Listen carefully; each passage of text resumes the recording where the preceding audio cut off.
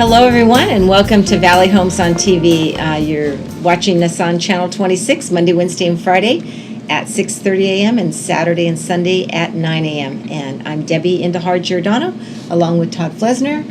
Deb, it's great to be here. Good to see you again, yes? Absolutely. Yeah. It's always great to be with folks here in Milpitas who tune in to see what's going on around town. Right, and we've had some tremendous guests. You've done a good job of bringing in some very interesting guests. Well, this is a great place to live and work with a lot of interesting people. So, and I brought an interesting guy along today. Great. Well, with that, I'm going to boot it over to you and have you introduce our guest. Well, Saru Sivanesan, we want to welcome you to the show. Thank you, Doug. Saru is a friend of mine. Saru is a counselor. And so he helps folks in a multitude of different areas, and we're just going to... Is there something you need to tell me or share with me? No, everything's just fine. Everything's just fine. I can attest to that. Everything's just fine. But Saru's a great friend of mine. And every once in a while it doesn't hurt to have someone to talk to. And so he's a great guy to talk to. So we're going to get to know Saru a little bit, and for folks out there, maybe you need someone to talk to, or you're wondering, what does a therapist do? How does that work? Okay. So we'll learn a little bit more about that. So welcome, Saru. It's great to have you. Thank you. It's great to be here, too. Yeah, terrific. So we'll just jump in, and we'll get to know a little bit more about you. You're a therapist. And so how'd you wind up in that role? I know that's not what you've always done. No. You were in tech, right? I was a software engineer for 20 years. In fact, that would qualify you for a therapist. So, in fact, last week was the end of my final contract. So, but I was a software engineer for 20 years, and I was looking for something a little bit more meaningful. Mm-hmm. And I just wanted to find something that was a little bit more meaningful. And I was doing good. But then one of my friends suggested, have you thought about counseling? You may be really good at it. So I thought, okay, let me just explore this. And I just went out to a couple of open houses at local schools and walked into one. And, the moment I walked in, I just knew, this is the right place. That was the right fit. Mm-hmm. Yeah, that was the right fit. And I also kind of, then I also just right and then and there, I was like, I want to study this stuff and take it back into this people in the tech, because there's a lot of need for that. Mm-hmm. So that's kind of how it started. Well, let's back up a minute. Let's get to know Saru. Where were you raised and educated, and what brought you to this area? Okay, so I am originally from Sri Lanka, which is a small island in the southern tip of India, and I lived there for 17, 18 years of my life. Actually, I also spent 3 years in the Maldives. So that was a lot of fun. Then I moved to Canada to study there, and studied at the University of Waterloo, did mathematics and computer science. Wow. And then came on to New Jersey in 1999, started my work in tech, and then I moved out here because there was a lot more opportunity out here in the tech field. I moved out here in 2000. Okay. And the rest is history. So it's been a good ride. Yeah, well, good. So we talked a little bit about tech and your background and that, but what is it that drew you to the field of counseling and therapy? I really enjoy helping people. I find that I like listening to people, listening to their stories, and for many years, frankly, I was a very left-brained person who didn't know, what it meant to feel something. I was quite happy solving problems. So, and then I started exploring things, doing a lot of meditation and stuff, and kind of got in touch with my right brain. And in the process realized, oh wow, there's something more fulfilling in having a balanced life that way. Right. So it's kind of how I started exploring that. Right. So what type of persons do you target? What type of groups do you use? I work with individuals, couples, and occasionally I'll work with 17, 18-year-olds. That's about the youngest I usually go to. I don't go below that.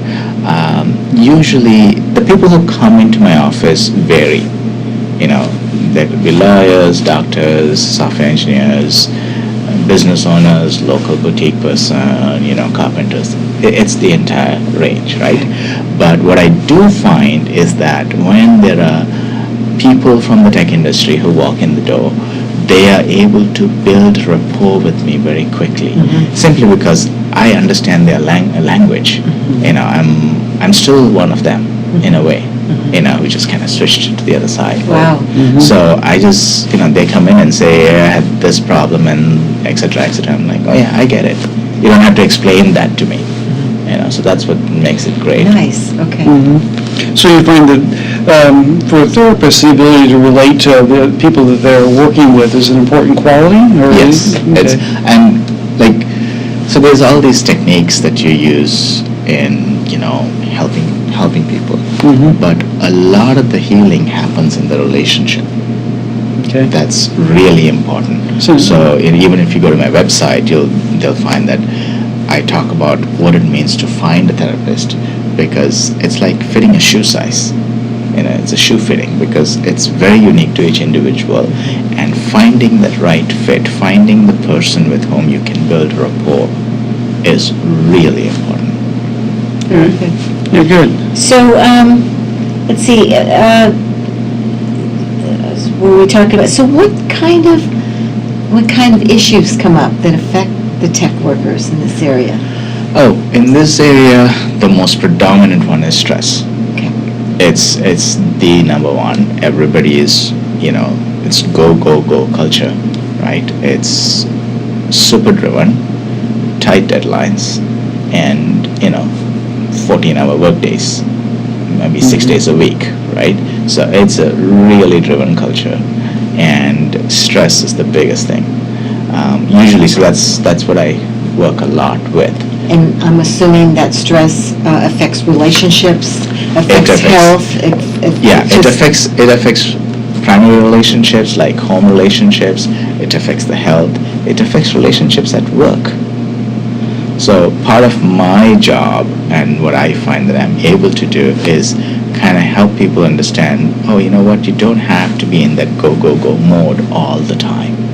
It's useful to have it, but you can also step back, and then you can enjoy life quite differently.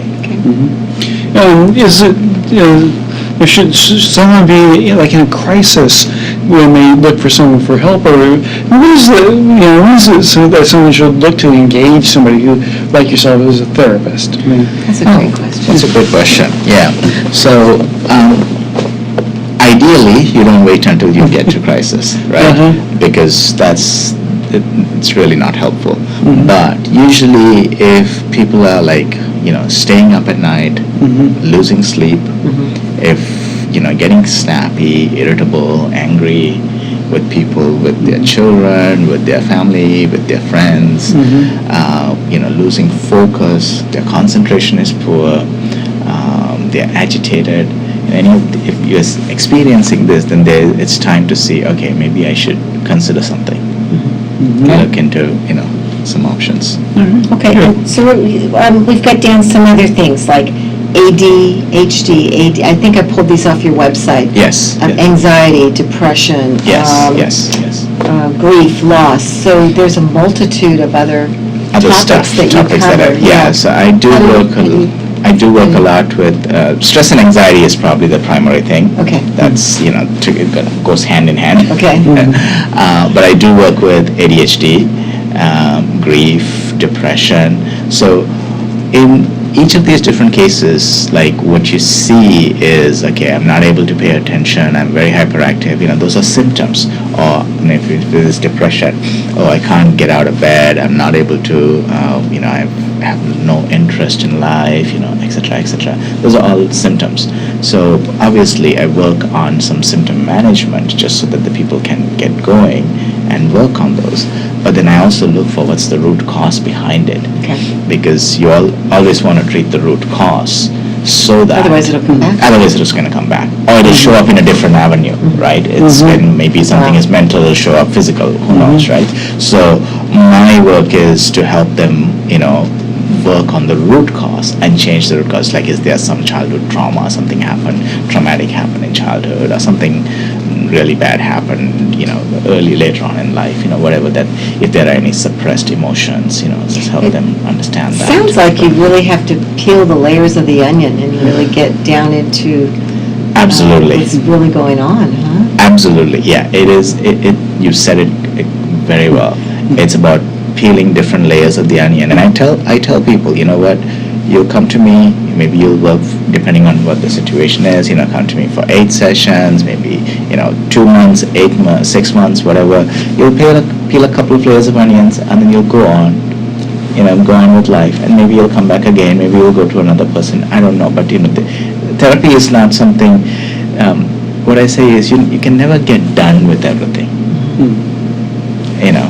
So that's really important to be honest about it. Yeah, good. I know we've talked before about how you help teenagers or kids who are getting ready to transition, perhaps from high school onto the next phase of their life. Talk a little bit about that and the work you do there. Yeah, sure. It's kind of surprising, but I find that I build rapport with them very quickly. I just, when they come in, I feel like I'm part of them. Kind of go back to those days myself. So, there can be a lot of stress and anxiety about going off to college, and it's an interesting dilemma. Though. On one hand, they are very excited to be away from parents on their own, to kind of really go off on their own, and of course the party and everything else. But on the other hand, not all the time do they have the tools to say, okay, so you're going to feel homesick. What are you going to do? How will you notice that you're homesick? What kind of, are you going to, how will you cultivate friendships? What will you look for? What will you not look for?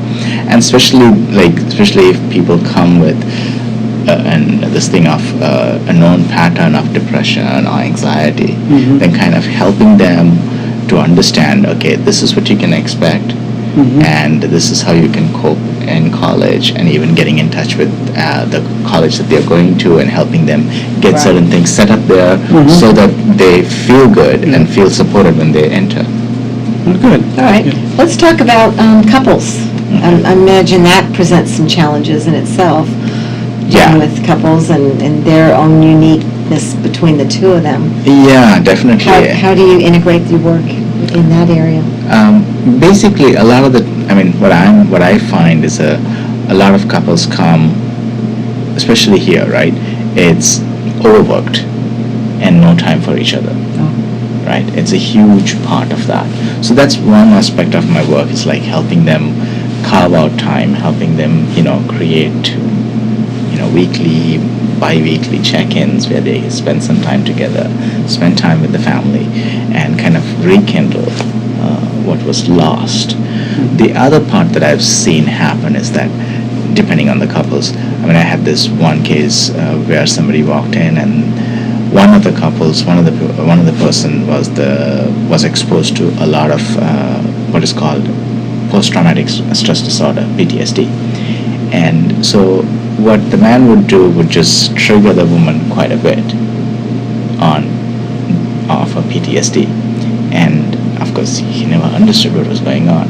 So when they came into my room, I was able to kind of educate them, do an intake and educate, this is what's really going on, and this is why, when you do this, this is the reaction you're getting, which seems abnormal, right? But this is why it's happening. So I need you to go and work on this so that you can get this solved. So an individual's disorder is actually affecting that relation in the couple. Yes, the individual issues. So then got her to work on the stuff and the man to have an empathic relationship together, and then as she started working on her things, and he started showing more empathy to her difficulties, naturally the relationship started. It almost sounds like you need therapy before you get married. Make sure you get all the I've had people come in. I've had premarital counseling, just to kind of get the ducks lined up. It does make sense. Yeah, communication is important. Absolutely. Sure. How about issues that families might be experiencing, say intergenerational sort of issues? or cultural issues, where maybe you have a family whose parents are here first generation American, and they have kids that have been raised in American culture, and there may be some... And we have so many of those. In fact, I think there was a survey in Milpitas alone, I think 50% of them they're immigrants. Okay. So that's a huge problem here locally. So a transition of cultures. Yeah. Absolutely. I've had a couple of those, come in, and that's one thing that I do. That's a very small part of my practice, actually, is that first-generation American families dealing with their second-generation kids, right? It's a huge, there's a big cultural gap, especially for the kids, because they come home, and if you take an Indian family, right, they come home and the kids at home are Indian. Now, they go to school, and they're American. But then, there's a lot going on. They're exposed to two different cultures, and they have to bridge that. So I find that, like, helping the parents understand the difference and the pressure that's on the kids, right, is very valuable. So a lot of it has to do with educating the parents on this, and of course, if the kids are in trouble, then I'll bring them in as well. But a lot of it has to do with if education. they're acting out, that Yeah, doesn't go across any cultural lines. Exactly. Acting out, and they can use that as a defense, but it doesn't work too well. Exactly. Yeah. So let's see. So we talked about that. Rewards. Obviously, you must have many rewards of your job. As you said, you really kind of fell into this career, from your past life in the tech industry. So I would imagine you're very helpful, and you can see some positive influences on folks that you... Yeah, I find, the biggest thing is when people gain insight and make the changes, it's just really rewarding. I have people who come in, do their work, and then they graduate. Not quite graduate, but they finish what they wanted to, what they came in for. It is work. It is work, yes. And I tell that to all my clients when they come in, you're coming in because your happiness level, or, whatever you want to grade it, has dropped from where it was. Initially, you're going to feel it kind of come back up a little bit, but later it's going to drop a little further down before you come back up and go above and beyond what you came in with. Interesting, yes. Right? Yes. So you got to stick through the program. Right. You can't just come in and say, okay, I'm feeling like, you get the initial honeymoon phase, I'm feeling better, and run away, because it really doesn't work, right? So I tell them you got to stick through the program. And one of the problems is that people come in and they have insight, and they think, okay, that's good, I have insight. I'm like, no, insight alone doesn't cut it, because insight doesn't change things unless you do modifications in your behavior. So we have to do both. Right, but when a lot of people actually, I can convince them to do both, and that can be very rewarding. It's very fulfilling. Very nice. Well, great. Well, Sarah, it's been just terrific spending some time with you here. As you look out into the future, what are some of the aspirations and goals that you have? Oh, well, right now I have a private practice at Blue Wave Medicine in Palo Alto, so I want to continue on that, and I also work at another drug and alcohol rehab center as a counselor. Nice. So I do that, as a psychotherapist there called Summit Estate Recovery Center. But in addition to that, what I want to do is continue with my private practice and also start giving talks at tech companies and other firms, law firms, different places, so that I can get the message out there and just kind of see who's they're interested, so that I can bring them in and help them out. Nice. Terrific. Well, good. I think you have a wonderful future, and you sound like you have a wonderful gift. Thank you. Yeah. Thank you so much for joining us, Sarah. It's been a pleasure to get to introduce you to our folks here in Milpitas. In doing that, how about a website? Oh, yes. My website is www.sarusivanesan.com. SARUSIVANESAN.com. Great. Thanks so much for joining us. Thank you for taking the time. Thank you. Yeah, thank you.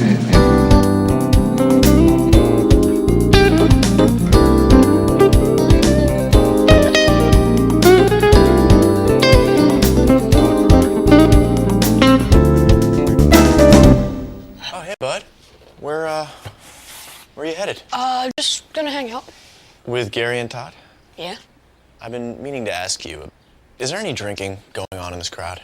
No? If any of your buddies ever pressure you to take a drink, just tell them you promised your dad you wouldn't. I'd do anything to keep you safe. Okay, I will. I hope this is working. I promise. Love you too, Dad. They really do hear you. For tips on what to say, visit underagedrinking.samhsa.gov.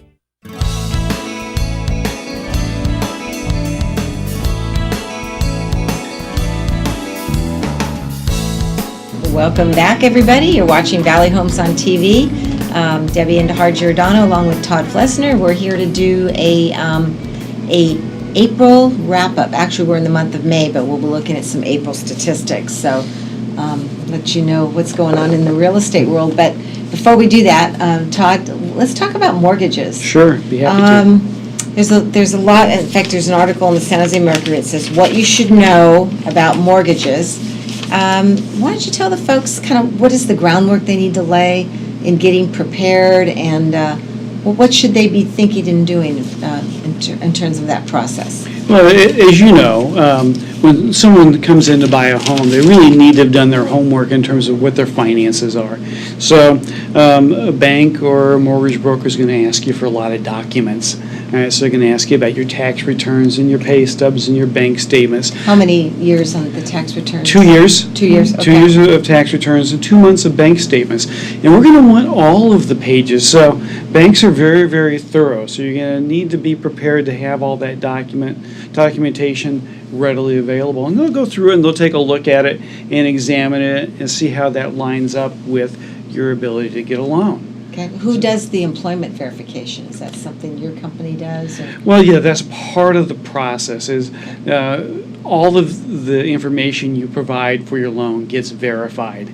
So whether that's the employment, we'll actually call and verify that you're employed there. Some employers have a third party, like the Work Number is one, where we'll call and verify that through a third party that their employer utilizes.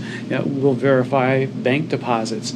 We're going to verify with the IRS that the tax returns that you provided to us are indeed the ones that you filed with the IRS.